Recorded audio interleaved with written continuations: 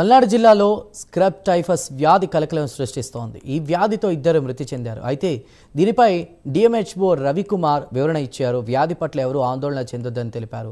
జనవరి నుంచి ఇప్పటి వరకు 11 కేసులు నమోదైనట్లు చెప్పారు. ఆయన పొలం పనులకు వెళ్లేవారు జాగ్రత్తగా ఉండాలని సూచించారు. పురుగులు కుట్టినట్లు అనిపిస్తే అజాగ్రత్తగా ఉండకుండా వైద్యులను సంప్రదించాలన్నారు. జ్వరం, ఒళ్ళు, కడుపు నొప్పి 4-5 రోజుల కంటే ఎక్కువగా ఉంటే సమీప డాక్టర్లను సంప్రదించి చికిత్స పొందాలని అన్నారు.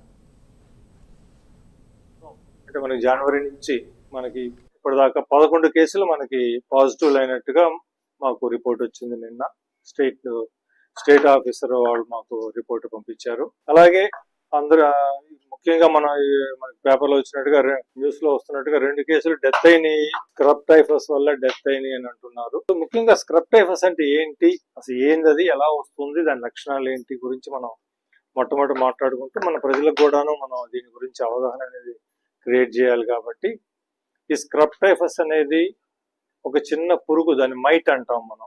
ఆ మైట్ అనేది ఆ పురుగు కుట్టినందువల్ల వస్తుంది.